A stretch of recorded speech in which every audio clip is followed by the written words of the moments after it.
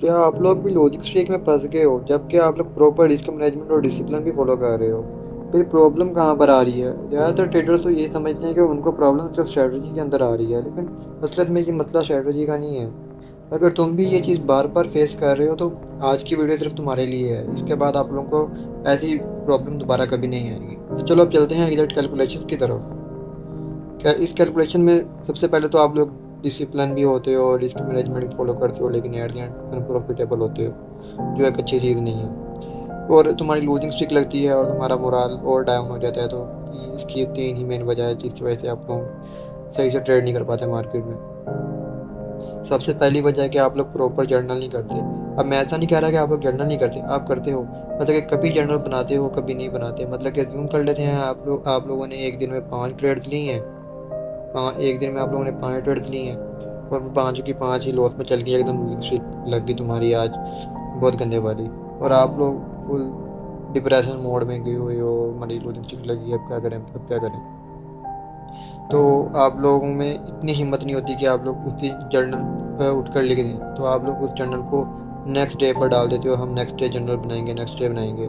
लेकिन इवेंचुअली फिर आप लोग नेक्स्ट डे जर्नल बनाते हो, लेकिन आपने जो पिछली 5 ट्रेड में मिस्टेक्स की गई हैं, रूल्स नहीं फॉलो किए, वो चीज़ आप लिख नहीं पाते। सिर्फ आप बाय सेल का लिख देते हो, इस तरह प्रॉपर जर्नल नहीं बनाते। अगर चलो अज्यूम करो आप लोग ये चीज़ बना भी लेते हो, अगर आप लोग वीक के एंड या मंथ के एंड में प्रॉपर चीज़ें सही से कैलकुलेट नहीं कर पाते कि मतलब कि आपने क्या मिस्टेक्स हैं, क्या नहीं, क्या आपको अवॉइड करना वगैरह वगैरह। इस चीज़ की वजह से आप लोगों को सबसे पहले डाउट होता है अपनी स्ट्रैटेजी पे।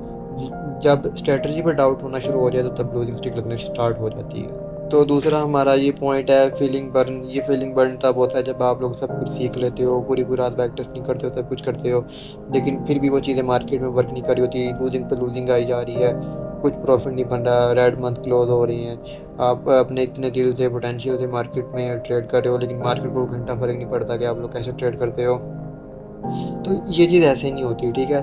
अब ये फीलिंग बर्न एक नॉर्मल सी चीज़ है। फीलिंग बर्न समझने के लिए सबसे पहले हमें ये समझना पड़ेगा जितनी भी इस दुनिया में स्ट्रैटेजीज है ना, सब स्ट्रैटेजीज में लूजिंग स्ट्रीक आती ही आती है। इस चीज़ को एक्सेप्ट करना बहुत ज़रूरी है। अगर हम इस चीज़ को एक्सेप्ट नहीं करेंगे तो फिर हम हमेशा जाएंगे, स्ट्रैटेजी चेंज करेंगे और वगैरह वगैरह करेंगे, रूल्स चेंज करेंगे। और जब तक हम इस चीज़ को नहीं ना समझेंगे तो हमेशा हम जाएंगे, स्ट्रैटेजी चेंज करेंगे, और स्ट्रैटेजी चेंज करेंगे तो वो स्टार्टिंग में फिर से प्रॉफिट दिखाएगी, लेकिन एंड में वो लाल वाली दोबारा से लूजिंग स्ट्रिक चला देगी। जब वो लूजिंग स्ट्रिक चल जाएगी तो फिर आप लोग रूल चेंज करोगे, फिर स्ट्रैटेजी चेंज करोगे।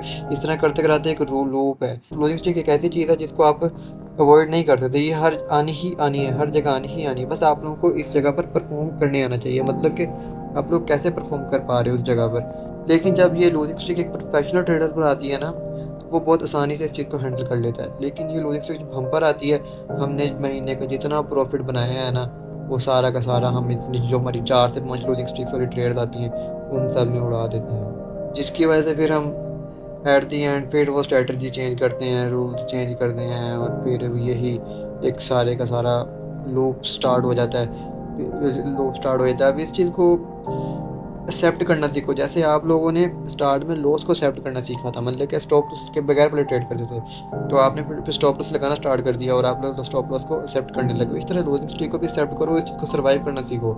यहाँ पर आपको सर्वाइव करना है, सर्वाइव यहाँ पर मेन चीज़ मैटर करती है। अब ये लॉजिंग स्ट्रीक आपको बता कर नहीं आती कब आना है कब नहीं आना है, क्योंकि हम ऐसे भी कह सकते हैं कि मार्केट एक प्रोबेबिलिटी की गेम है। क्या अगर आप इन 3 चीज़ों पर फोकस नहीं करते, इन 3 चीज़ों पर, मतलब कि अगर आप इन 3 चीज़ों को ठीक नहीं करते तो आप लोग एक लूप में फंस के रह जाओगे, फिर से स्ट्रेटजीज चेंज करोगे और ये सब कुछ वापस वापस दोबारा दोबारा होता रहेगा आपके साथ।